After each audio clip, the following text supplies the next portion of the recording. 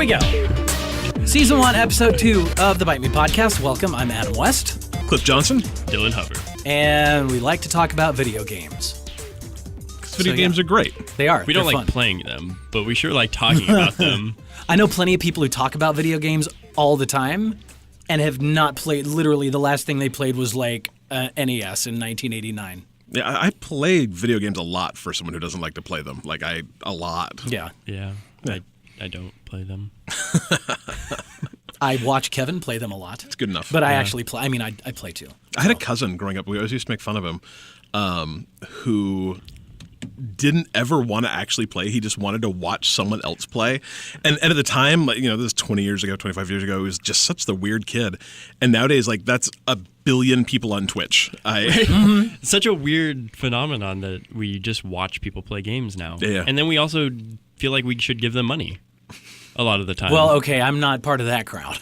There are people that literally make their living playing games on Twitch. It's Do insane. people actually give them money while they're watching the stream, or is it like all sponsor kind of stuff? Well, both. they'll just donate. Yeah, people will give them. I mean, and with $5 like nice here. headshot, bro. Here's a buck. Literally. Wow. Or I like to watch you play, or I learned a lot from watching you play. And I mean, you can subscribe. It's people that'll pay $10 a month, $5 Well, see, a month. I've watched people play on Twitch just because sometimes when a game's coming out, or if there's a game that's out, and I'm like, I don't know what that's like. If I'm going to enjoy it, I'll watch somebody play it on Twitch, and I'm like, oh, that looks like fun. Yeah, no, people that subscribe, they're paying them money.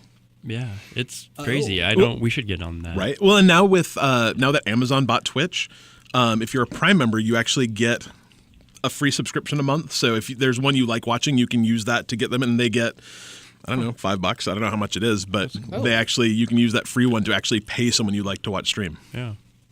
Crazy. I had no idea. Yeah. Now, there's a couple I watch, and I mean, they're constantly just dinging and thanking subscribers and stuff, and you're like, wow, they're just making killing. Of course, these people are incredibly good at video games. Yeah. So it's kind of like a sex cam show with video games. I like to think of it more like I know, right? I'm the filthy old man in the room. That's fine. I was thinking more like when you had patrons back, like your Da Vinci, and they hire you to paint a chapel, Gotcha. But the sex cam thing you works took the too. classy route. It's the same thing. It's exactly the same. It's the same Da Vinci, sex cam workers. It's really real close. It's real Weren't close. like most of his models were nude anyway.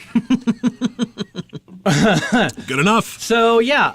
So what do we got? What are we talking about this week? I think we're going to start with it being Thanksgiving this weekend. Might games. have a couple extra days off. Oh, You God. might have some time to play some games. Thank goodness I've got a couple extra days off. Yeah, but then the family comes into town, and you've got all this Thanksgiving entertaining to do, so it's not really days off. See, and that's why you should move to a state where your family doesn't live.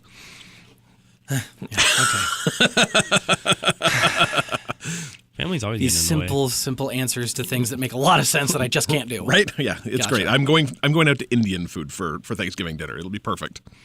That sounds delicious, Right? actually. It's kind of ironic, too. It is, right? Exactly. It's very wait, traditional. what Eastern Indian. yeah, That's Eastern why it's Indian, but- ironic. Got it. Okay. Yeah, but no, I was thinking, you hopefully have at least a couple extra days, maybe some time in the morning while your turkey's cooking, just to play some stuff. We're going to Portland, so we're going to Kevin's family's house. So Take your DS. It'll be fine. Make him drive. Make him drive. That's not going to happen. You've never met Kevin. So I was going to say, that's 3 hours right there. It's perfect. He's off work today, and I said, so since you're off work today, can we not take the dog to daycare? No, I don't know. Wait, you take your dog to fine. daycare every day? No, not every day. Oh, God. Good God, no. I love my dog, but no. Thank you. No. So, anyway, so he's busy playing video games on his day off. Good which man. is fine. Good I for like her. that. I wish I was.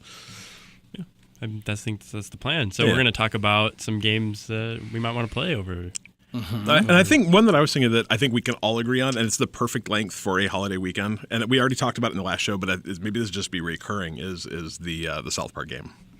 Oh, yeah. Because, I mean, 20 hours fits perfectly in a weekend. 4 hours a day, you're done. Right, and so now I've not played Stick of Truth. Oh, my God. Yeah, I know. Well, so here's the thing with me. Like, when it comes to watching people play video games, I've watched people throughout the years play these games, like God of War, Oh, sure. God of War 2. Love those games. I personally didn't play all the way through because my friend or whoever I was dating or somebody at the time would be like, "Oh, I love this game," and they would just blow through the whole thing while I sit there and watch, and I'm kind of like, "Oh, okay, well, I know how that ends," and I don't go back and watch that movie again. That's exactly how Fable was for me. Like I played the first 3 hours of Fable like 400 times just watching other people play Fable.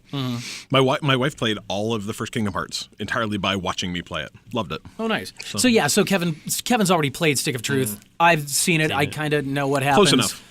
So that's that's super kind of good game though. You're probably not missing much. Then. Perfect length for a weekend too. I've seen South Park. It's a great game. You've seen South Park, right? Yeah. If you've seen the game, you've more or less played it. I mean, Yeah. Right. It's good. I was thinking Limbo and Braid too, which are both Xbox backwards compatible, PC. It's super short, but really, really good stories.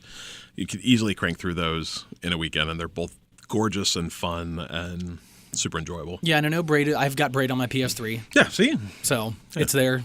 And what's Limbo? Tell me Limbo about is a fun, like artsy. It's entirely black and white, and you play this little guy going through this horrifying, like it's kind of roguelike-y and only Is it like a little kid? If Dark Souls was cuter, maybe, because I mean, you'll be walking along and all of a sudden this spike comes out and stabs you through the head. Oh, that's and lovely. then you go back a little bit and you've got to figure out how to not make that spike stab you in the head. Okay. And then 10 feet later from that, you fall into a pit of death. And so now you need to miss the spike that goes in your head and the pit of death. And then there's the giant spider after that and the thing that'll fall on you. And it's just literally an entire game of figuring out how to get through these horrifying traps in kind of a cute, artsy kind of way. Okay. So lots of fun. But it's kind of like a memory game. Mm-hmm. And it's built by the guys who just did Limbo is the folks who just did Inside, I want to say, which is another super short game that I am hoping to play this weekend. I just bought it. It was on sale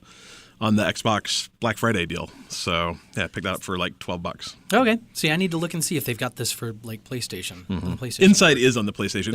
It's from what I understand, if you like short 3-4 hour just immersive get in get out games, Inside's amazing. A lot of people are saying it's game of the year. I liked Flower. I liked Journey. Yep. So yeah, and they're great games to just kind of disappear into, where you don't have to worry about am I going the right way, because you're inevitably going to go the right way, Yep.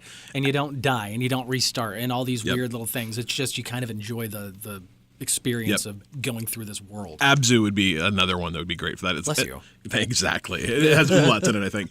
It has the most amazing soundtrack, too. I listen to it. It's Austin Wintory, and I listen to it all the time. It's fantastic. Cool. I was thinking of picking up one of the new Pokemon games because we have a new Pokemon game on the shelf in Sun and Moon. What? So I'm like a cartridge. I mean, like... You're like a cartridge in a CD world. I'm like a cartridge in a CD world. No, I've never played any of the Pokemon games on a handhold. Like, why are there two? Yeah, That's I've never a understood great that. question. Actually, I know. What isn't there? Aren't there like different? I know there's So different there's Pokemon certain in each one. exclusive Pokemon to each game. So if you want to be a Pokemon master and you're going to catch them all, you have to find a buddy. Is this podcast brought to you by Pokemon Sun and Brought to you Moon? by Nintendo. It's Chim Pokemon, man. They brainwash you. But yeah, so I guess if you want them all, you got to have a buddy or somebody that you're able to trade Oh, and then you with. can trade. Oh, okay. So, I mean, I think that's the idea way back when. I mean, I always had, for whatever reason, I ended up collecting both games. Both or games, yeah. whatever. I always wondered because they release the same day. I have no idea why there are actually two of them. It does seem a little weird, but I mean, sometimes that one game will have. Usually, because they put the legendary Pokemon on the front, so you're like, I want that one because I want to be able to catch that Pokemon, right? So usually you're drawn to one. In this case, I'm probably gonna pick up Pokemon Moon. And So does you can trade them back and trade Pokemon back and forth between other players. Yes. Okay. So you can just be next to someone else with a 3DS or a DS or whatever you're playing it on. Do you have to and ask them, or can you just like steal it, I don't think you're gonna steal it. You can't like just over the network or whatever? pull it out of their pocket. No. Well, I not physically not assault physically them the for it. 3DS. No pickpocket monsters, but That would be a really good one though. Pickpocket But monsters. I guess the other interesting thing with Sun and Moon is if you have Pokemon Moon, when you play during the daytime, you're actually it's nighttime. So the that's time cool. clocks are switched. Gotcha. So you're gonna find certain Pokemon night and day because that's how the Pokemon games work. So you're only gonna find certain Pokemon at night or when you play at day, and the clock is actually our clock more or less. And do they just play like is it like a role-playing game where you catch Pokemon and then use them to battle other things and progress in a story? So you're catching your Pokemon to, fill out your 6 Pokemon slots, and you battle other trainers in the game or gym leaders in the past games. They're doing something a little different this time around, which is why I'm more interested in picking it up than some of the other editions, just because they did something a little new, and it looks pretty. They've been like lowering the camera down a little bit the past couple games, so the world's more three-dimensional than it is top-down. I definitely recommend it. It's a very solid game. They've mastered that formula over the years. People still manage to play the same game again every year.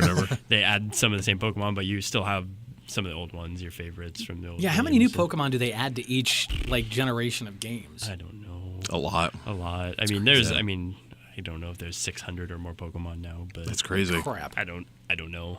I still know the original 150 is the ones that I know. Okay, let's name them in order. Go. Bulbasaur.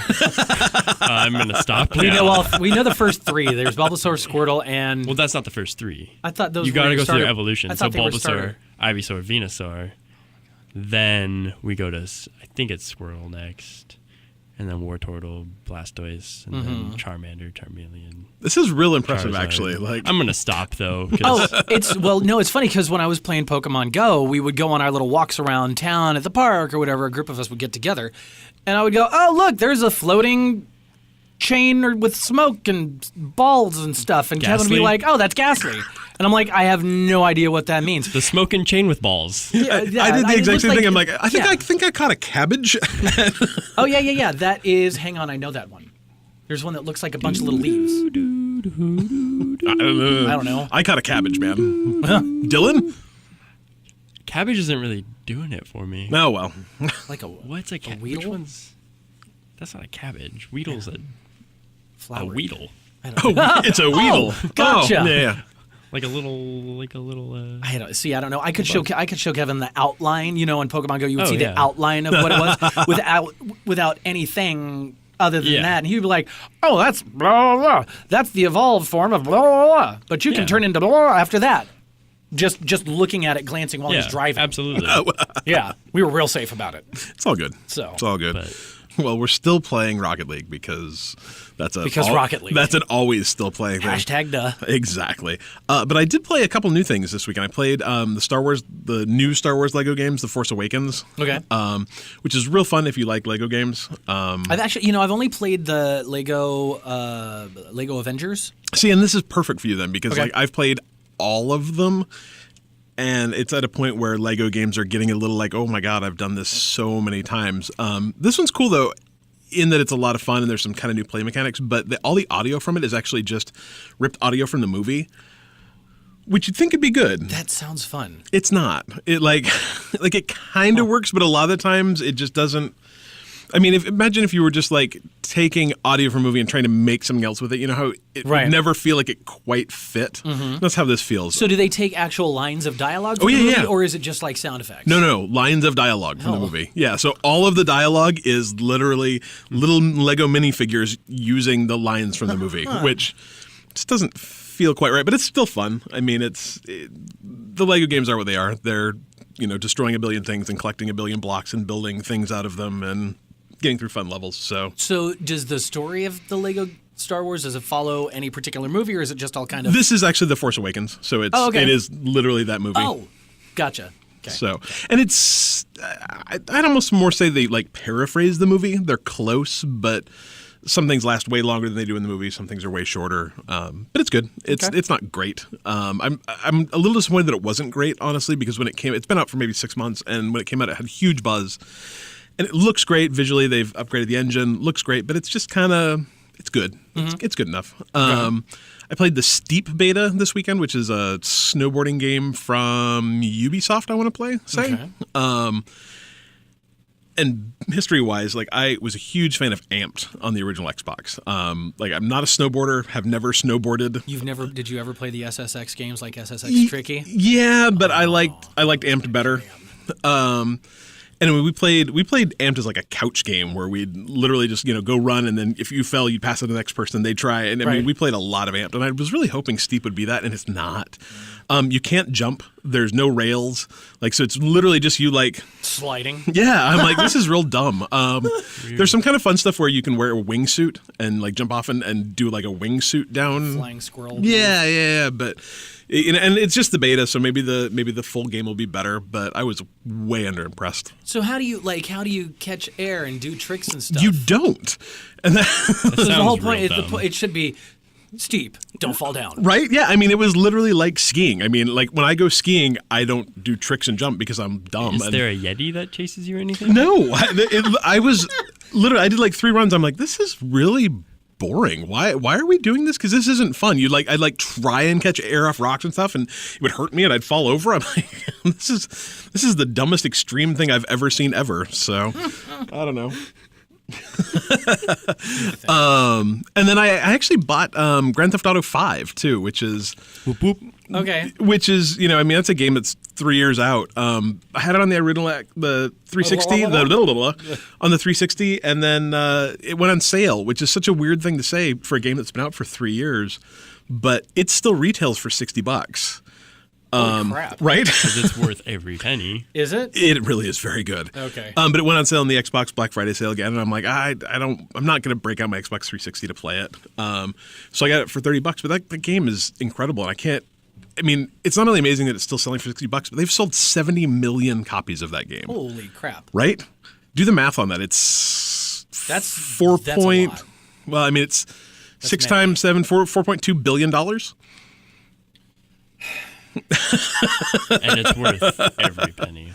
See, I think the last Grand Theft game I played Grand Theft 3 just because I was like, holy crap, Grand Theft. Oh, it was this a is great amazing. game, I though. get to beat people up. Vice City was better, but Grand Theft Was Auto it? 3 was real good. Yeah. Okay. Had motorcycles, and it was in Florida. I had a PSP.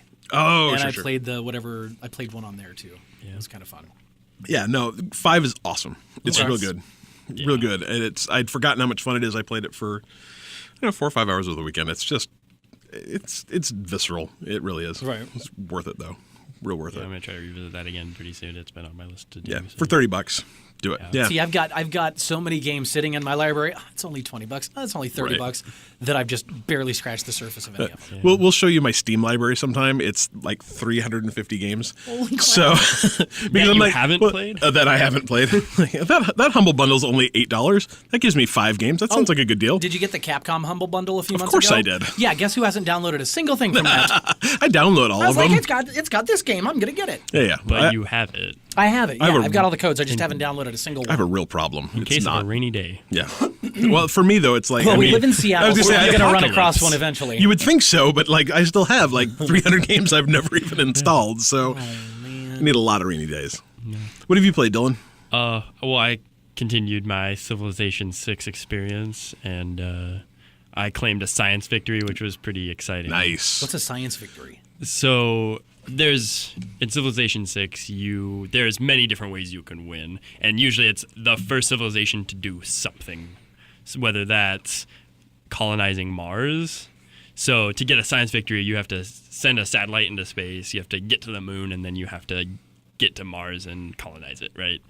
Oh. Before anyone else does, or before anyone else does something else that wins. So when you say before anyone else, do you mean like... The 5 other civilizations that you're playing against. Yeah, so you'll be like the United States, and you're playing against Germany and Russia and the Aztecs. And now, are these all like computer run? They don't have to like- be, but they can be. You can Okay. play player versus player, or Oh, you can okay. have just a great experience just playing against the AI, choosing whichever difficulty Okay. you find best for yourself. Yeah. But it was super fun. Yeah, but there's a bunch of different ways to win too, because you can do a science victory, you Victory. can do a religion victory, or you can do a military A victory. religion victory. Let's do that. Yeah. Or you can do a culture victory, victory, or and so there's a bunch of different ways to win the game. Yeah, so it's really just tailored to your playstyle, but then you have to be aware that if someone's about to get to Mars, you might just have to nuke them, or they're going to beat you. As it is in the real world. I'm Yeah, like, that sounds so- really hyper realistic. Yeah. Well, it's surprising. Like, you get a different worldview when you play this game, because Yeah. I definitely had experiences like that where another country was spreading their religion around and were going to beat me because they were spreading their religion around, so I wanted to kill them. Like, and that's kind of the way the world is, isn't it? A little bit. I mean, yeah. But that's how the game plays. It's Right. like if you just sit there idly, they're going to beat you. Yeah. I mean, when you really think about it, though, I mean, not exactly. Well, yeah. I mean, when you think about how many weird wars have been fought over weird things, over it's stupid not. shit, over like, oh, that dude got shot. Yep. We have to blow them up now. Yep. Yeah. It kind of boils down to Civilization 6. Yeah. Yeah. So, yeah. Civilization 6, Civilization in general is just a kind of a really concentrated version of the real world. It's real strange. See, I'm really scared that I'm going to buy this game now. I think I'm just gonna wait and see if it goes on sale this weekend. And if it does, I'm gonna buy it. If it doesn't, I'm still gonna buy it. I'll do that. If I see it go on sale over the next I'll text you. Thanks. Thanks for keeping my budget intact. But also played some more Overwatch. Try to get back into some more competitive gaming recently. So which I also bought this weekend. So it was free this weekend, I thought, on Steam. You could play it for free, but I bought it. Weekend, yeah. But that's always good. I love that game. It is super fun. It's just so balanced that it makes for a great competitive game if you have any interest in competitive gaming.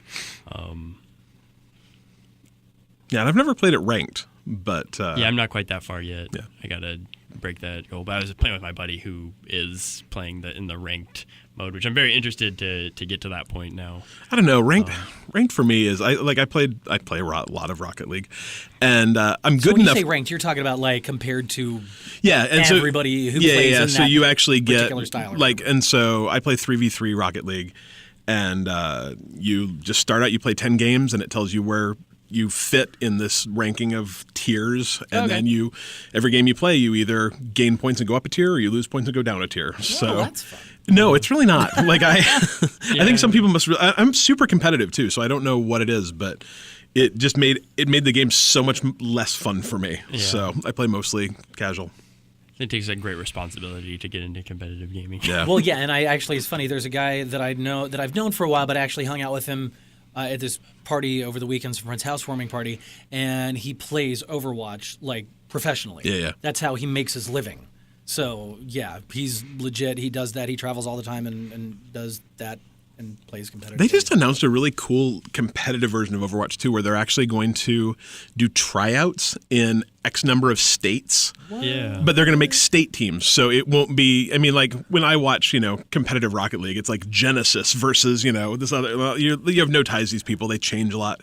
But Overwatch actually wants to make it state-based where you'll be Washington versus Virginia or Washington versus California, where you'll actually have, and it gives you some, if you say, we're going to play Team Genesis versus Team Wackadoodle, like no one cares, the average person, but, hey. My money's on Team Wackadoodle. Of course, always.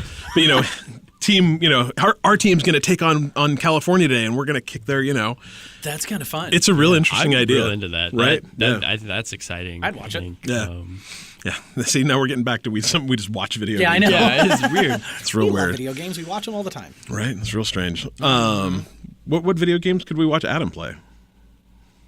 You could watch me play Infamous Second Son, because I've been playing that. So I got the PS4 Pro, and with all the upgraded visuals and hardware and blah, blah, blah, I'm going to download stuff that had day one patches. So I downloaded The Last of Us. I haven't played that yet, but Infamous Second Son, I've been spending a lot of time with, and I really, really like it. Yeah, I played the first one, but I never played. Played the first one. The first one was cool. It was a nice right. little kind of set the idea in motion of what they're going to do with that type of game.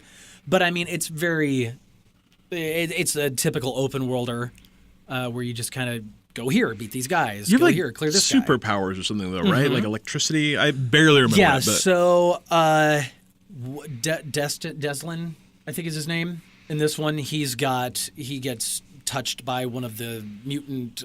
They're called conduits, or he's a conduit. Anyway, he gets this power where he blows smoke and fire and stuff, and he blows things up. And it's based in a karma system is going on, so you can pick the good side, pick the bad side, or whatever, and earn different types of skills and weapons and abilities. So I'm doing everything right this time, or at least the nice way. So, all Paragon. Yeah. Nice. How does it look? It looks incredible. You can flip the HDR on and off, and it looks incredible because it plays right here in Seattle. Because I got to climb the Space Needle and blow that up. Cool. That's yeah, fun. That was a lot of fun. Yeah, I kind of want to get a PS4 just to play. There's nothing more fun Seattle. than playing a game in a city you know. That's cool. I didn't know about that. I mean, they take a lot of visual cues and stuff from the city. It's not like a street by street replica of it. But like there's Queen Anne and there's Seattle Center and Ballard and Seattle proper and all that stuff, and you can go around and just blow stuff up. That's real cool. Great. But yeah, it's really pretty. But I know a lot of people have talked about the whole PS4 Pro kind of issues, graphical issues and stuff, running stuff, and you can tell because these are obviously older games that were patched for a new system. So there's little hiccups here and there. It doesn't make it unplayable, but it is something you notice. Yeah. So I still really enjoy the game. I just chased down. Her name is Fetch. She's in infamous First Light. The follow-up. How many of these games have there been? Yeah, I didn't know there was that many. I think there's 4 of them now. So there's Infamous, there's Infamous 2, Infamous Second Son, which was the one that came out in the new gen systems, and then Infamous First Light. And her name is Fetch, and her power is all based on neon and throwing lights and all this electrical stuff. So that looks real cool. Oh, it's so cool. It is so cool. And you have to go around and you have to suck the lights out from all the neon and get all the power out of that. Very nice. And she's kind of a pain in the ass when you first run into her. You have to chase her down. And it was kind of, I was mad. Nice. I was mad. I was yelling things that I shouldn't be yelling out loud. Apparently, Sucker Punch, the people who make it, actually are based in Bellevue. I had no idea. Yeah. We'll go visit. What? Right? Let's get them in Okay. here. I need to talk to them. Right. So yeah, but yeah, so the PS4 Pro is great. Infamous Second Son. If you've never played it, it's only $20 on the That's PS4 not bad. or the I'll have Sony to store right think now. about that. What now? When you say you can turn the HDR on off, because I've played Forza Motorsport. Horizons, Forza Horizons 3, which is the first game on the Xbox to support the HDR stuff. And when you say you can turn it on and off, is that turn it on and off in the game, or is it turning on and off on your TV? You can turn it on and off in the game. So in Infamous, at least, because that's the only game I've played with HDR capability. So you pause it, you just go into your options menu, and down at the very bottom, you can turn the HDR on and off, and you can also change the level of detail. So kind of like on a PC when you change to ultra high, whatever settings. Interesting. So yeah. That seems real weird. It does. It's like you would think that you would just make the hardware capable enough to do exactly what everybody wants it to do. Why would you want to turn HDR off? I mean, I don't know. Some people don't like it.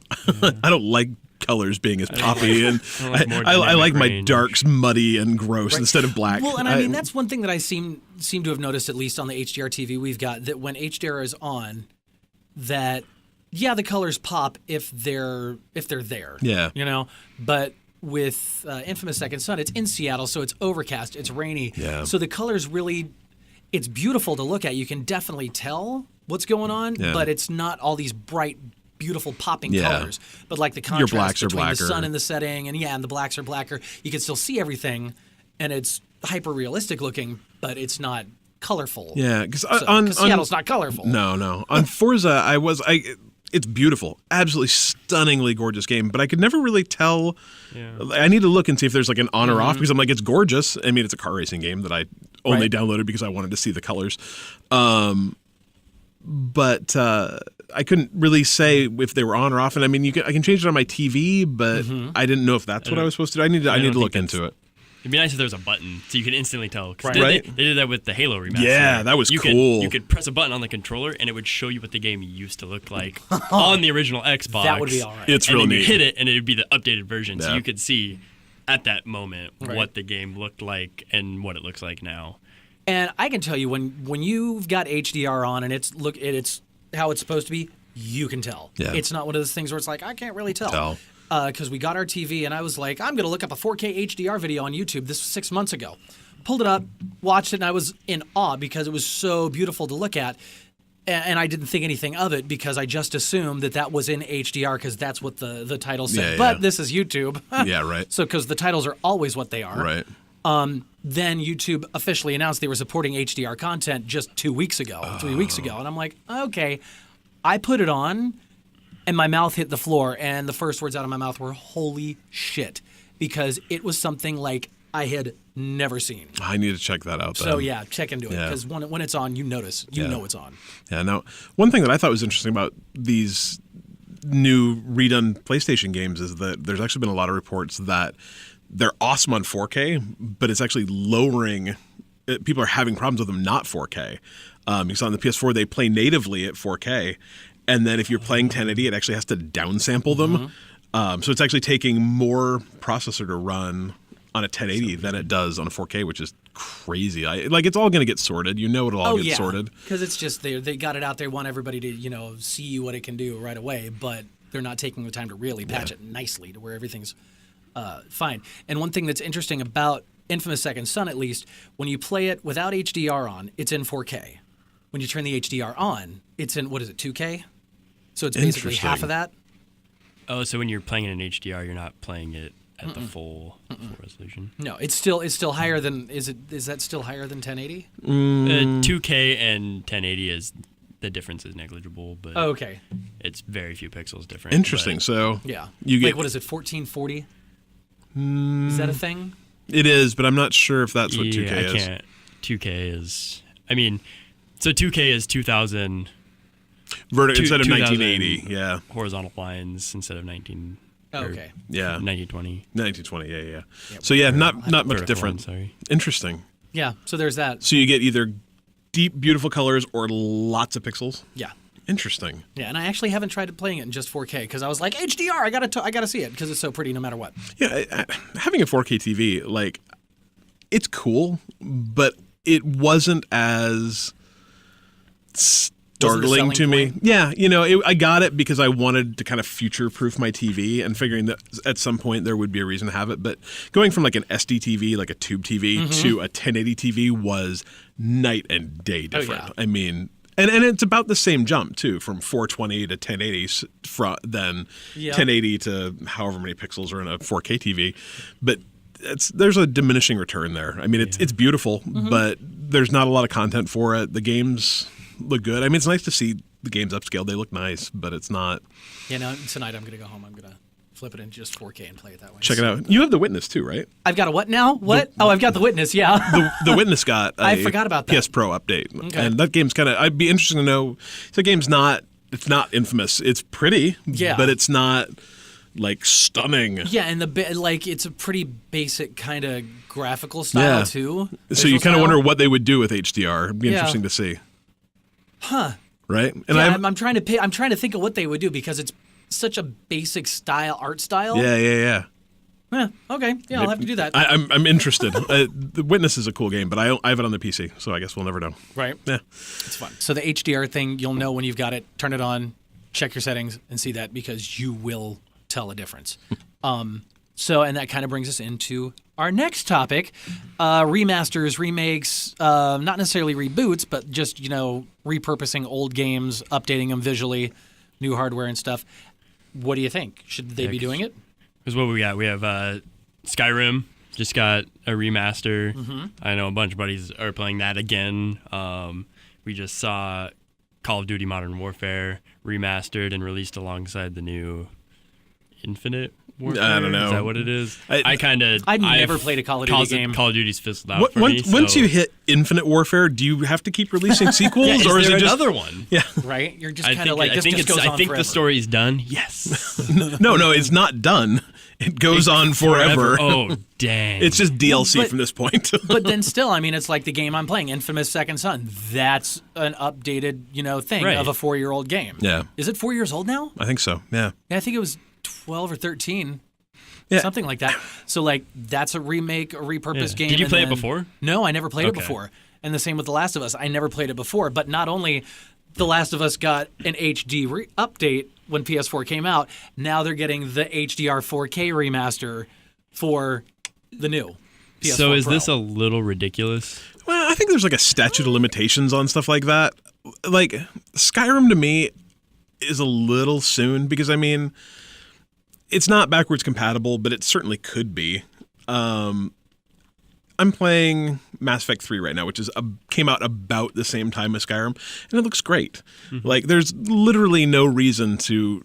And when Skyrim came out, it was visually probably one of the most beautiful games I've ever played. It was the first one where you'd see people literally taking screenshots, turning off all their HUD and all their Chrome and just taking screenshots of the game like freaking nature photographers because it was so beautiful. So has really enough changed in 4 years that you need a new version of Skyrim? And assuming that you beat that game, you put 100 120, 140 hours of Skyrim in 4 years ago, and you're like, damn, I want to do that again. Yeah, I should probably visit one of those other 300 games I have in my Steam library. Right, exactly. On the flip side, if Bethesda instead had said, we're going to remaster Obsidian or we're going to remaster Morrowind. Oh, what? Oblivion. What did I say? Obsidian. Whatever. That's a totally different developer, but close. Yeah, they make real good role-playing games, though. Oh, gotcha. But if they'd remastered one of those instead, I would be all over that, because Morrowind is an amazing game that is completely unplayable. Yeah. Like, I bought it because I have it in my Steam library, because of course I do. And it's horrible. Like, the controls are awful. The way you play it is awful. But I would love to play that with a modern take on it. Yeah, and to me, some of these remasters, they're exactly that. They're remasters. They're not redoing things. They're kind of just cleaning it up and dusting it off and higher resolution textures. Higher resolution, but that doesn't necessarily mean they're making the snow look better, because it's not new snow. It's just the same snow. Yeah, I mean, I think on some of them they're updating particle systems, they're updating lighting. But I mean, in the case of Skyrim, I know that in some places that wasn't better. So I think that it depends on what the game is. Like, I played 3 weeks ago, maybe, I played Grim Fandango's Reboot, which is a LucasArts game from the early 90s. And that's awesome to be able to play that. It looks significantly better. And you're just not going to play that. Double Fine's doing a bunch of those right now, where I know they're going to release Full Throttle. Full Throttle is one of my favorite games of the early 90s. And so I can get behind taking an old game and making it better. And I can get behind taking a game that was... I don't even know if a generation is old enough. Like Xbox games and bringing them there. Yeah, sure. But I think you're right. A lot of what you have to do is not make them look better, but fix the systems. Don't just slap a fresh coat of paint. I want a little bit of an overhaul. Yeah. Yeah. Like one that I've tried and could not get into was Beyond Good and Evil. And it's a Xbox game that is well known because it's good. It's got kind of that Zelda-ish feel to it, questing. But it also has if you ever look into one of the, a thread of give me a example of games with a really strong female lead character, Beyond Good and Evil is always brought out, which is sad because it's, 12, 13 years old. It's the last one. Right. But, it is what it is, I suppose. But it's a fun game, but they didn't update the mechanics of it. It was backwards compatible from Xbox to Xbox 360, and then they made it backwards compatible to the Xbox One. And it's prettier, but it's not. It's still weird to play because you just controlled things different. Things worked differently. So, but what about for people like me? So, Last of Us, I didn't play it the first go around. Infamous, Second Son, I didn't play it the first go around. A lot of the ones that are coming out, I've never touched. Like Skyrim, never touched it. Yeah. So if I were to sit down and play the new one or the remastered one, I would. It's all new to you. This is amazing. Yeah, and I think that. But yeah, so I mean, I think I might. I don't necessarily know if they're marketing. What their marketing strategy is. If they say we're marketing to the people who are hardcore fans of this game because we know they'll buy it for the upgraded stuff, that's one thing. And then there's also people like me who never played it the first time around and they're hearing about how great it was before. Now imagine all the extra blah. Yeah. Right. Of course I'm going to bite because I didn't play it the first time around and I want to see it on this glorious, swath of screen in front of me. Right. Yeah. So, and to me, I think you're right. I think there's totally some value in it. Mm-hmm. But I also kind of wonder if that's where they're going with saying now that all Xbox One games, or I'm sorry, Xbox Scorpio games are going to be compatible to Xbox One, and that they're going to take that concept forward where, the next version of it and the next version, it's going to be like a PC where I can boot up not all, but a huge chunk of games that came out in the 90s, and they're still going to run. It's because they're just, it's an architecture thing. Is that a better way to do it than having to spend? I mean, 'cause the reality is I think Skyrim Remastered is great, but I'd really rather have Bethesda working on a new Skyrim game or a new Fallout game instead of dedicating a bunch of resources to making Skyrim look prettier. But when they do those remasters, are they dedicating that many sources, like that much, manpower to it? Well, I mean, you've got to redo textures for an entire game. Yeah. At the end of the day, so yeah. I don't know. And I guess the other thing to think about is maybe the way those fit in. You hear a lot about, and I think it's something that happened in video game development a while ago, but you'd build a big game, and I've had friends that work in that. You build a big game, and then you lay off half your studio because you don't have another big game coming. And so, and that's kind of why DLC, as much as DLC is kind of stupid sometimes, is it's nice because of what it does. It keeps those people employed until the next big game comes along. So, I mean, if remasters are fitting in those slots where, hey, we don't have anything happening, but we would like to keep you employed, great. But if you're pulling resources away from another game I'd like to play instead, I don't know. I know there's one game for sure that I'm gonna download is Resident Evil 4 because it's something I've never experienced, and I know it's probably one of the greatest games. And that's the one that originally came out on the GameCube, isn't it? I think so. Yeah, it's that era. That's when I remember playing that the first time because that's where they released it, and we were like, what, a Resident Evil game on Nintendo? Yeah. On a GameCube? And knowing that at the time especially that it was the least graphical powered or least horsepower under the hood than all the other systems, but it was beautiful. It's a great game. And it was a lot of fun. Yeah. So now I can get that on Xbox One. So yeah, and I mean, but that's a perfect example. Like literally Capcom is releasing all of their games. Right. Which is, I mean, okay. I mean, maybe they don't have any new ideas. But that's a lot of resources to be putting into. I really want them to do a re-release of Beautiful Joe. Right? It's my favorite game from the GameCube. Absolute favorite. It'll probably happen. I mean, there is room for it, I think, but I don't know. It does seem a little saturated to me. Well, and I mean, maybe it would be better too. I mean, a lot of these are actually just being done by third parties too. So maybe that's where it fits in. Oh, where really? They just give the assets over and let a third party do it for them. So, maybe that's scary. Yeah. So a lot of trust. Yeah, maybe that's a solution too. But I'm not against them. But like I said, you got to wait like at least a couple years, right? Yeah, I mean, Skyrim. Like I said, Skyrim seems close. Yeah. Because what's that? 5-6 years old? At least 2011 or 2012. Okay. And I mean, if you're like me, it took me a year to beat it. So I think I only beat it in 2014. So like back in June when I finally finished it. It was 140 hours over like 14 months. So nice. Yeah. I guess one other thing, I don't want to spend a lot of time on Call of Duty because I know none of us are super into it, but I found it interesting that they remastered Call of Duty Modern Warfare, but the only way you can get it right now is if you buy Infinite Warfare. Until I think January, and I think they'll release it everywhere. But the thing I've heard about Infinite Warfare is it's pretty underwhelming. Yeah. Is the general consensus. It's not a great game. And I felt that way since they put jetpacks in Call of Duty, or any game for that matter. I don't care about your jetpacks. That is not true. Jetpacks in Star Wars Battlefront are awesome. Well, that's Battlefront. I'll let that one slide, but I'm perfectly happy with Gears of War where I can't even jump. Right? Yeah. Oh, yeah. That doesn't bother me, but once hide. they started putting jetpacks in multiplayer games, I kind of didn't. Yeah, well, those games, I mean, frankly, I think I was never super into them. I've enjoyed the Battlefield games, but or the old, like I loved Battlefield 1942, some of the World War II stuff, but at some point they just went way off the rails, and putting out a new one every single year. Like, how do you pull that off? Because you look at Rockstar and they do a Grand Theft Auto game, once every 5-ish years? The way they do it is they have 3 studios. So there's a studio that the one that just came out is by whoever, and I don't remember. It's Treyarch. There's and Infinity Ward and Treyarch. Treyarch and is it even one other one. I think so. And so they put out one, weird, and then the other ones are working on so another they get one. 2 years or 3 years, yeah. 3 years so they each studio puts one out every 3 years, and they just rotate among which one comes out. Is that why we've got is that what Ubisoft does to give us 11 billion Assassin's Creed games? I think Ubisoft is actually, well, they have Ubisoft Montreal working on one, and they have Ubisoft Montreal. The stuff that comes out of there, they're indie stuff, and they're good. Oh, it's really good. Yeah. Anyway, sorry. But yeah, no, I think they just have a bunch of studios, and that's how Grand Theft Auto Rockstar works too, where they have Rockstar in the UK, and then they have Rockstar San Diego. So San Diego, I think, is doing the new cowboy game. Red Dead Redemption. Thank you, Red Dead Redemption. Cowboys, bang, bang. Yeah, Cowboy Bang Bang.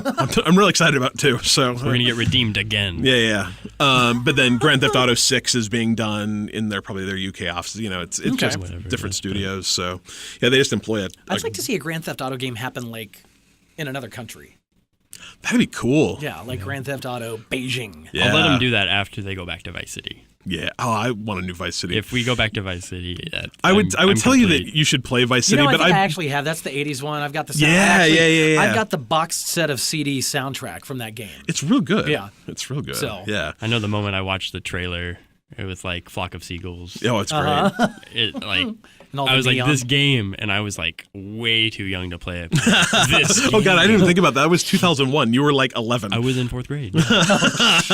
So like I shouldn't be playing that game, but I got it eventually. I was probably a couple years older than from there, but I finally got it. And Dylan's 12. My mom nail gave me- hookers killing him to get the money back. yeah, but like back in those days, you could like have your Blockbuster card, right? And your parents could sign off on you buying games that you weren't old enough for by yourself, which allowed me to buy whatever I wanted. And my parents trusted me, and I think I turned out okay. But How you doing in there, Dylan? I'm just beating up a hooker, Mom. well, definitely. Okay. You'd try to see how many hookers you can like take out to the beach by the lighthouse and kill them with a chainsaw in a single night. Like, how many could you actually get? Like, I want my money's worth. The big difference between now and then is I'm playing Grand Theft Auto last night. My kid keeps coming in the room and like, you should just go away. Yeah, Like, yeah. He's like, I'm just watching. I'm not reading anything. I'm like, it doesn't matter. This they could go talk sideways now. at any time. That's hilarious. Well, I was telling Dylan the other day, like the first time I played Vice City, I was on a business trip actually, and I just gotten it. I just got my PlayStation. I actually took it with me, and so this is 2001. Like everyone has bulky, stupid TV monitors, but the office that I was at had these two 60-inch LED displays, like in their nice. like waiting room for I don't know what they were doing, but it was rich startup time. Like they also had a room with a pool table and video games and skee balls. So it was back when companies had more money than sense. Right. And so they had these, and we'd gone over on a Sunday to help someone out. So the office was closed. He's like, you could just hook it up to that. And it was the most amazing gaming I've ever had, probably from 2001 to 2009. Play it on like this giant 60-inch monitor, but you can't go back to that game now. I tried the other day; it looks like garbage. You need to hook games up in y'all's little We'll make it happen. aquarium in there. That's There's some Black Friday deals happening. I think that might have to happen. We should do that. Yeah, if I get a 1S on a Steel, I'll just donate my one and just put it in there. Be perfect. Be perfect. Okay. You should get one, Adam. They're only like $250 this weekend. That's nothing. I don't need another. It even comes Join with the games. cult. I now have 2 PS4s. But then you could play Rocket We League could with us, trade these. and you can play Overwatch I'm like, what with do you us. want to trade? I'll give you an Xbox One. You give me a PS4. Oh no, see, so the whole point of keeping the second PS4, because even my roommate was like, "Oh, so you got an extra PS4?" And I'm like, "No. Now I can actually play games with Kevin on the same platform instead of him just playing it WoW all the time and me playing Destiny or whatever. Now we can like team up. Yeah, that's why I got a second Xbox. Yeah. So No, it just means there's I no have to such buy. thing as split screen anymore. No, I There's have to- no couch gaming. So. Yeah, now I just have to buy all my games twice, which is less fun than you think. But excuse me. Yeah, that's one thing I need to look into about the whole, because we've got the 2 games. Can I install the same game on both systems with the same account? you can on an Xbox. Like that actually does work on an Xbox, where I have to have one copy and you can both play if you set it up the right way. I don't know about the PlayStation. Yeah, I've got to look into that. So, because we've got physical copies of a lot of games, but I mean all the digital ones. See, and where it kills That's you what gets is it's actually the opposite. On the Xbox, the digital or the physical ones don't work at all. You have to have 2 physical copies of a physical one, but digital ones you can share them. Well, that's just stupid. Yeah. So It's rough, but they'll It's figure fun. it out one day. Got to make money or somehow. they won't. Or they won't. And Yeah. advice, but so I think this is a good time to talk about Super Mario Run. Yeah. So Go ahead, because I don't have an iPhone. Yeah. So we'll leave the. So is that like a thing? So like when when you're a PC gamer versus a console gamer, the filthy console peasants. Is this like filthy Android peasants? I guess. Remember I think last week so. when We're the 13 purists. million Android phones were hacked with all their information because they're Android phones? And it wasn't mine. Sure, not yet. Hey, knock on some wood or something. Yeah. It's what y'all got the government trying to break in your damn phones. Well, that's because they didn't have. The Android just gave them the access to I it. mean, that's beside the point. I don't know if this is the road we need to go down, but we have this new Mario game that's going to be on our mobile devices. It's a pretty big deal because this is a Nintendo game. Yeah, But we also know what the price is now. And what is it? $10 $10. It's a single in-app purchase that unlocks, I want to say, 3 different types of something. Yeah, and the details on that are real sparse. Like, I hope those get more. I don't know. Adam has said that it is not an endless runner, even though every single thing I've seen about it says that it's an endless runner. Well, and the reason I say that is because endless runners, they are exactly that. They're endless. The Mario Run, Super Mario Run, has an end to each stage. You jump on the flag just like in a lot of the Mario games. That's how each stage ends. So it's like an endless runner with levels. Basically, it's a platformer where you're jumping, but he automatically runs. He just runs, and you control him up and down with the bouncing. So it's a hybrid endless runner platformer, but yeah, it's a runner platformer. I know Cliff on its own. Well, I know Cliff is a little skeptical of this price just because it's a mobile game, right? And $10 is. The thing is $10 is not outlandish for a game. It's not. It's not. Like, that is probably what mobile games should cost, and it's probably a big problem with the industry is that when you've got a bunch of games that are either freemium or cost 99 cents, all of a sudden, I mean, the best example is people go, oh, I would never pay $5 for that game, and then I just went and spent $14 at lunch for a hamburger. Right. You know, so like $10 is not, it's not money, really. But at the same time, $10 is more expensive than 99% of games on the App Store. I mean, yeah, but if you sit down and you think about it, like, this is, first of all, it's Nintendo. Does that make quality. it? Does that? But is it like there's been some garbage Nintendo games? There have been, but there's been some garbage Mario games. I was going to say, what's a garbage Mario game? A lot of the stuff. Mario Paint, but like Paper Mario 2. Was only was okay. It garbage or was it just only okay? I probably wouldn't have paid $60 for it new. I mean, I guess I would have paid 10 for it, but I mean, I think that there was a time where being a Mario game on a Nintendo console or being a Zelda game on a Nintendo console meant this game is going to be great. But it's not necessarily true nowadays. I mean, there's some great ones, but I don't think that this being a Mario game on a, means that it's going to be amazing. Maybe. Right. And I think that's why you've got the option. That $10 in-app purchase, that's not, you don't have to do that to play the game. You don't have to do that to enjoy the game. Like, I play a lot of the freemium games, and I've been suckered into buying a lot of in-app purchase stuff. But, 80% of the games that I played, I've never had to pay for a hint or anything. Well, that's what I wonder, too, is what is the $10, or what does the light version get you? I mean, and we're not going to know for, when does this come out? Like December 15th. Yeah, so I guess we'll know in, 3 weeks. But I don't know. Like, I think I feel dumb because I'm arguing against the $10 price, and at the same time I'm like, $10 isn't that much. But I mean, the only other games I know of in the entire App Store that cost $10 are all the Final Fantasy ports that Square's done, which I have absolutely bought some of. Yeah, I mean, and they're $14, $15, but I have a hard time. I guess the answer is it doesn't matter because it's going to sell a bajillion copies anyway. Right. But do we just undervalue mobile games in general? Because can a mobile game really be that good without a controller or anything? And we have a Mario that's always going to be moving to the right, and we tap the screen and he jumps through the levels. Well, is that just not worth it, or is it? And we just. Well, what I wonder about too, though, is it's a game you play portrait mode. Like when I think of a platformer, like how are you going to know what's coming up? Yeah, that's real weird. I didn't even. You know what I mean? Yeah, think about that yet. Like, I mean, the game was designed to play with one hand in portrait mode. So I think it's going to be great. I'm really jealous that I have an Android phone and not iOS because I'm not going to be able to play it once it comes out. I'm going to have to wait. Sadly, even though I'm saying, hey, I'll let you play Cliffs. Yeah, those are okay. Even though I'm saying it's overpriced and it's dumb, I know I'm going to buy it. I mean, if even just because I'm so curious, but. They've done their job. Yeah, exactly. They've made us curious about it. Well, I mean, so you look at what Nintendo's first one was. It Miitomo? Yeah. Did you ever download that or use that? Oh, I drank the Kool-Aid on that. Totally got into it.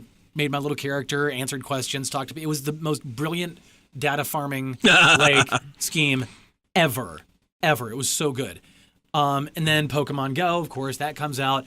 While it's not officially a Nintendo product, it's it's Nintendo. So, I mean, at least their stockholders thought so. Yeah, and they're playing it really smart with the whole mobile thing. They didn't get into it for the longest time for whatever their reasons are, and now they're doing it right, and people are eating it. Exactly why.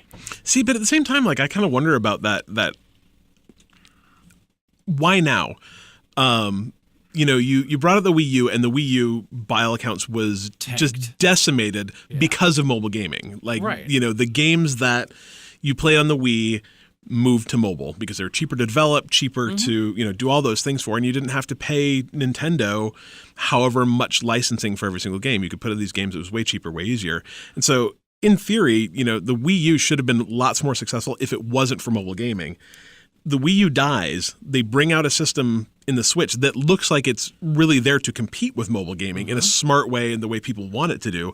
But then go into mobile? I don't understand the strategy. Well, it's going to be interesting to see if some of the stuff they put out in the mobile, like Android, iPhone universe, are also games that are going to eventually we're going to see on the Switch. See, maybe that makes sense. And then we're going to see like, okay, all these people, they saw how great it was on iOS and Android, but you can take your games on the go too with a full-fledged console. And so I mean, they look maybe better, this is just a great bait and switch kind of thing for them. Could be, and I mean, even they've done that on other systems too, where you get, Fallout Shelter and Fallout are probably. I love Fallout Shelter. Yeah, it's a smart thing. Get you into Fallout Shelter before because it came out a couple weeks, maybe a month before Fallout did.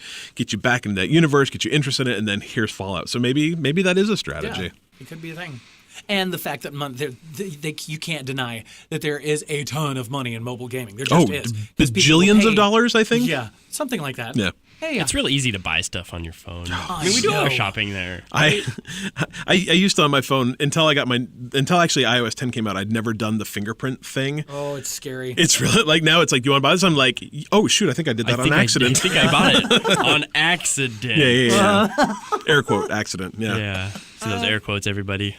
But I mean, I just finished my Christmas shopping on my phone while we did this podcast. Yeah. I do my grocery shopping every week.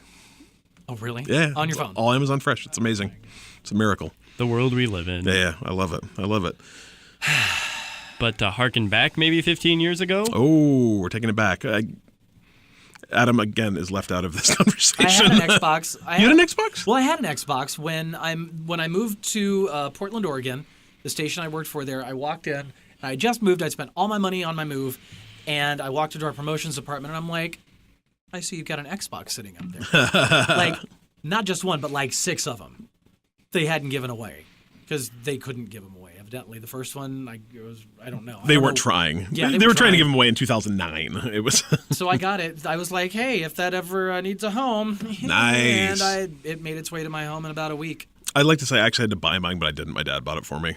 I was like 23. Yeah, I got mine for Christmas probably a year or so later. But what we're talking about is Xbox turns 15. Or did turn 15. Yeah, or last week I think. Yeah. Whatever, but and I think the curious thing about that is, I mean, that was not that long ago, and I tried to stretch back and think, what are all the great Xbox games I could play, or that I love to play that were, because I loved my original Xbox, loved it, and I can barely remember any. Yeah, I didn't play it enough. I had it, I got it free. I could not tell you. I don't think I did anything with it. I think I might have just used it to watch DVDs. Did it play DVDs? Yeah. Okay. Yeah. I think it was I had a PS2, so I watched DVD. I don't know. Whatever. You just had one. It was hooked up. I played Halo. You played Halo? Halo, yeah. So my first Xbox experience, I had hardly heard of this new generation of games probably at that time because I was in 4th grade, I believe. So this would have been like February 17th, 2002, so probably 2 months after the Xbox came out. And I'm at my best friend's birthday party. We're down in the basement, and his dad brings him an Xbox and Halo.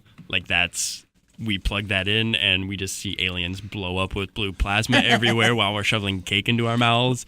And we're all standing up. Like, no one is sitting in this room. Like, everyone is just so jazzed about what's happening. I'm jazzed that you just used the word jazzed. Actually, it was incredible. I question the parenting that went on in the youth of. He's like, I was 4th grade, so I was 10.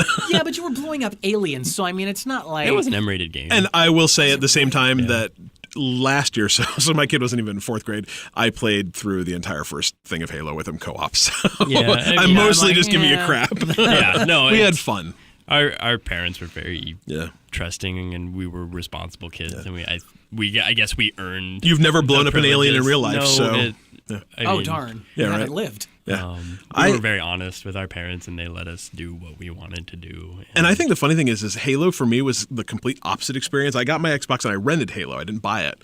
So I played it for 5 days, and I was like, this is what everyone's so excited about, because I'd been a PC gamer for like 10 years. And so first-person shooters, I'm like, I've been here, done this, and it was way better. I'm like, copy-paste level design, and like, this is real dull. The funny thing is then I played through it again last year, and I'm like, this game's actually not bad. Like, there's some really fun parts of it. So I don't know if I was just like jaded or if I was stupid or what, but it was a lot of fun. Yeah, I guess for us it was, we're not playing the N64 anymore. Like it was, I mean, I think that was a huge jump, and that controller, that's why I want to take a second to just think about having the Duke in our hands. Is that what the controller was called? The original. So depending on which one you got, you might have gotten the Type S controller, which is a smaller one. But I always loved mine was like that massive. Yeah, it was like a dinner plate. Starship. Yeah, like that thing was amazing. I loved the big controller. I always wanted to use that one. Didn't people have trouble like reaching all the buttons or something? Wasn't that kind of a thing? And I've got really big hands, so the Duke was, I think, the first controller that was like, oh, hey, this fits. Yeah. See, I still honestly don't enjoy a PlayStation controller. I hate them. It's too small. It's always been too small for my hands. I don't like it. I feel like I'm like eating it with my hands, and I'm like, I can touch all the buttons with my one hand. Like I don't. I want a little space. Xbox has always done an incredible. And I legit have not tried the PS4 controllers yet. But the PS3 controller, I loaded one the other day to play. I was going to try and emulate some stuff on my Mac. It sounds weird, but you can plug, because they're Bluetooth, you can just hook them straight into it. And I like picked it up and I'm like, what is this little tiny stupid thing? It's so small. A third party, I think it's called Afterglow is the brand, which I've heard a lot of people talk crap about them, but I've had the same Afterglow controller for my Wii U and my PS3 for years, and the PS3 one is substantially larger than the pack-in controller. And it fits. It's nice. It handles really well. I don't know. We'll see with the PS4 controllers. But they're real small. Big controllers. That's one of my best memories, along with like maybe Mercenaries. That game was pretty. I loved Fable. I loved Amped, like we talked about earlier. Unfortunately, probably the best memory for me of my Xbox is actually my worst memory of it. Is that I don't know if people widely know about it, but there were 3 CD-ROM or DVD-ROM drive manufacturers for the Xbox, and 2 of them were incredibly defective, where they had like a 50-60% failure rate, but they didn't recall it. And I had one of the defective ones, so you'd get dirty disk errors. I heard about that. And so mine became kind of unusable after a while, until they got to the point where you could mod them, and then I modded my Xbox, and then it didn't matter because I could just load games on the hard drive. Nice. So play Super Nintendo games on it. So but I made like $100 in Google ad stuff talking about how pissed off I was about it. I made a website to talk about how pissed off I was about my DVD drive, put ads on it. One day I got to check. I'm like, well, this is cool. So up next, we are going to talk about things we can play on our phones. Small bites, little games, mobile games. Yeah. I have one in here that's not a mobile game, but it's real small. So that works, right? Cool. Yeah, good. First thing, Alto's Adventure. You've played it. Love it. I've played it. Have you ever played it? No. You should play it. It's free? It's free on Android. And Pretty sure it's when I had my iPhone, I paid like $2, $3 for it. Totally worth it. Absolutely. Yeah, it's a fantastic. It's a real endless runner, for sure. Yeah, well, and it can be, and it doesn't have to be, but it's you play as a Sherpa? No, you play as a snowboarder collecting your llamas who've escaped. Yeah. It is $3.99 on the app. Totally worth that. It has an Apple TV app, so maybe I'll play it on my Apple TV. Oh, that'd be great. Well, see, and I've got my new laptop, and it's in the Windows Store too. So I've got it on my laptop too. So it's I'll super have to cool. try that. Yeah, it's just one of those chill, like, level 1 is collect 9 llamas, and then level 2 is get 3 backflips off of a rock. Yeah, grind into a backflip, all kinds of stuff. And it just gets progressively harder, and you unlock other snowboarders that have different abilities. Some of them can jump higher. You unlock like a squirrel suit so you can fly, and it's a kick. But then relatively recently, they unlocked and in the regular modes, you can crash and you die and you start over. Oh, yeah. It's all procedurally generated, so it's new. Oh, is it really? Yeah. See, I didn't know different that. every time. I didn't know that. And but now they've got an endless runner version where you crash, you just get back up and you start going Zen again. mode yeah, and it's like totally Zen mode. It's like throw in headphones because the music is great. Music's great, super chill. It's a great game. It's I think the maybe most interesting thing I know about that game is the guy who built it just had this idea of he wanted to make this game and didn't know how to program, didn't know how to do anything, and so he taught himself Unity in order to make this game. See, I've got a few $1 million ideas buzzing around in my head, and I need to follow this guy's. Right? It's just crazy. It's awesome. So, but yeah, I really like it. Yeah, I did too. I spent, really I kind of got to a point where I wasn't good enough to go any further. But I mean, yeah, well, I mean, but just wasn't. I'm probably in the mid 30s level wise, and just couldn't. Gotcha. See, I play it, but not. I'll do because you're given 3 objectives each for each level. And it's not a level you play. It's like your character's level. Like you level up every 3 objectives, you get a level up, and you can get those 3 objectives on multiple as runs. As you want. Yeah, and that's the thing. Some of them you have to do in one run. Others they'll keep a percentage of it, and you can add to it after a couple of runs, and then you level up. Yeah, catch 20 llamas. You can catch 20 llamas across as many runs. I remember going like, you have to catch llamas. Where are you putting them? I don't know, but he's got a lot of llamas. It's like a dream world or something? Well, I think it's actually supposed to, like I said, he's like a Sherpa. Like it takes place in, I don't know, the Himalayas somewhere. And so he's a llama rancher, is that farmer. What a Sherpa is? Well, not kind of. I mean, Sherpas, they carry things. Yeah, they're the guys that like help you go up Mount Everest. Like actual humans. Yeah. Oh, see, okay. Every time I hear the word Sherpa, I'm like, oh, is that those little cute dogs? Yeah, or something like that. Yeah, okay. No, they're people. Sherpas are people. See, you learn something new every episode. I did not know that. Yeah. Now I know. Yeah. Cool. Yeah. Fun. Next one I want to talk about was actually kind of in a similar vein in that, well, I guess not really, but really odd development. It's called Owlboy. It's out now for PlayStation 4, I believe. Okay. So you should grab it. It's on the PC. Maybe it's no. I might have lied. I think it's PC only. It is PC only. Yeah, okay. But it's a platformer where you play as Owlboy, so you're a boy with wings. I've seen this. Right? Yeah. I played it at PAX. Met one of the developers. It's super cool. Can you look behind yourself? Gorgeous. That's a damn good question. I don't know. It really took me a second to figure out why he asked that question. But a game that's been in development for 9 years. So it's like Duke Nukem. Except that it launched and it was good. Except it's better. It's actually very different than Duke Nukem. It launched and it was good. Yeah, last I checked, it had a 90 on Metacritic. So, I mean, everyone's loving it. Everyone's saying it's kind of game of the year potential. It looks really cool. Like, it's just the art style. Gorgeous pixel art. But I don't have a PC, so it's interesting though in the like kind of the mechanic of it is you don't ever get like a gun. Your guy's actually mute; he can't talk, and so he picks up other people like his friends to help him through this quest. Like you pick him up. You pick up a guy with a gun, and then he's your gun. Yeah, that's real cool. It's really cool. I have not actually purchased it yet. I played it, like I said, I played it at PAX, and it was really cool. But it's definitely on my list of stuff to pick up. So not mobile, but it's small. It's not a huge, it's not going to take you forever, but kind of cool, especially if you have a hankering for some old school pixely art stuff. Nice. Yeah. So no, Adam, you bought things because you can't stop? Because I can't stop. If they're on sale, that's something I got from my mom. If it's on sale, I have to have it. So all the Go games from Square Enix, so not Pokemon Go. All the Go games from Square Enix. Except for Pokemon Go. Except for Pokemon Go. Lara Croft Go, I think is what it is, and then there's Deus Ex Go, and then there's Hitman Go, and also the Hitman Sniper game. They're all 99 cents right now on the Android App Store. And what's the Sniper game? I'm familiar with the Go games. Are you familiar with the Go games, Dylan? Not really. They're real fun, puzzly, they're like puzzly strategy games. I think they're actually based off the board game Go, but that would make sense. Would make a lot of sense. I think, but I don't actually play that, so I don't know. Super fun though. Yeah, you've got certain ways that you can get through a level, and you've got different obstacles. You've got Deus Ex, for example, you've got these weird mech kind of guys, these androids that are going to take you out, and you just have to find a way around them. And they've got different different power-ups in the level, and you just kind of have to find your way through without getting killed. Yeah, it's super fun. Yeah, I've played Hitman. It's the same thing where you have to assassinate someone and get through the obstacles of the level and get past like the bodyguards in a certain number of turns. And I think there's like 150 or so levels. Yeah, and I'm terrible at it too. Like I really enjoyed it. Got to like level 9. I was like, I'm dumb. Right. And then I was at that like, do I cheat? Do I not cheat? Because then they'll show me the solution. I'm like, oh man, I'm dumb. Yeah. But, On the third level, I was like, I have no idea what I'm doing, so I'm Yeah. going to do this. And it's weird. So the one thing they don't explain are what all the power-ups do, and you kind of have to just wing it and figure it out as you go. They don't tell you anything. real fun, though. Yeah, I've for got it on 99 my... cents. I think I actually got it for free on my tablet-y thingy on my Kindle. Yeah. It's good stuff. So so get them if you got Android. I'll try one of those too. Do it. I don't have an Android, but It's okay.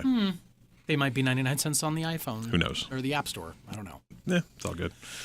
Anywho, Stupid iPhones. All right, so that's going to do it for this episode of the Bite Me Podcast. Next podcast, what do we got coming up? we are going to talk about the Video Game Awards that are on December 1st. See, I looked through the list. There's some great games, but I'm not comprehensive on any of them. But we can talk through some of the good stuff, and we'll talk about what free games you can get in December. I personally am planning on buying a lot of games this weekend because it's all Black Friday, Cyber Monday, so I'm sure there'll be some fun stuff to talk about Add there. to that 350 plus in your library you've not touched. But Actually, we did a little researched. we did a little further. math, and I'm actually up to 406 now. Okay. I feel a lot better about myself then. I feel slightly worse about myself. That's okay. Yeah.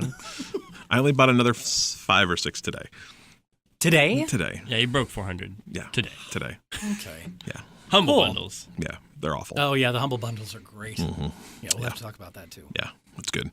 But then I think, you can find us now on Twitch at, I don't know the right way to say Twitch. Can you follow us on Twitch? can Yeah. Oh, yeah. Yeah. Find us on Twitch. Twitch. What's our handle? We are Bite Me Podcast. Same on Twitter. At Bite Me Podcast. Same on Facebook just Bite Me Podcast. Yeah, Facebook.com/Bite Me Podcast. Yeah, if you want to email us, you can bite us at Bite Me Podcast. That one's tricky because it's BITE. Oh, is it? Yeah. Ah. Maybe we could fix that. Yeah, we'll fix it. Maybe we'll have both. Yeah, Ooh, the world of email. because I'm assuming a lot of people out there might not be able to spell. I'm kidding. We're gonna cut that out. Ask Dylan how many name times today one of I have misspelled bite. Nice. I have corrected him Twice. Cool. It's all good. So there we are. All right, sweet. So until next time. Perfect.